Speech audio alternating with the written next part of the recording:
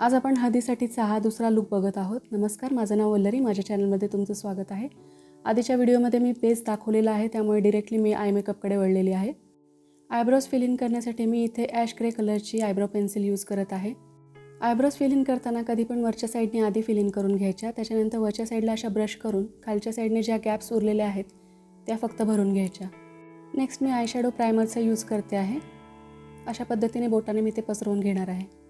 Eyeshadow primer वापरल्याने तुमचा eye makeup फार काळ टिकतो, तसंच आयशॅडो जास्त पिगमेंटेड दिसतं।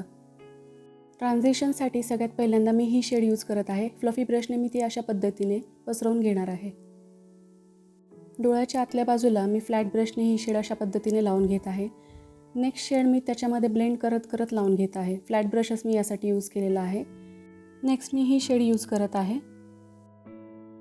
आउटर कॉर्नरच्या आयशॅडोसाठी मी ब्रश चेंज केलेला आहे। ह्याच्यासाठी मी छोटा ब्रश यूज करत आहे।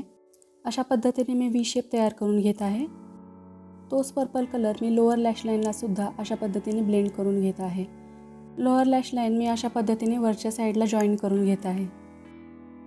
स्टार्टिंगला जो फ्लफी ब्रश वापरला होता त्याने पुन्हा एकदा मी सगळं वरती ब्लेंड करून घेत आहे। एका छोट्या ब्लेंडिंग ब्रशच्या सहाय्याने मी आउटर कॉर्नरला ज्या हार्श लाईन्स आहेत त्या ब्लेंड करून घेत आहे। लायनरसाठी मी इथे जेल लायनर यूज करत आहे। लायनर लावताना कधीही डोळ्याच्या मध्यातून सुरुवात करायची।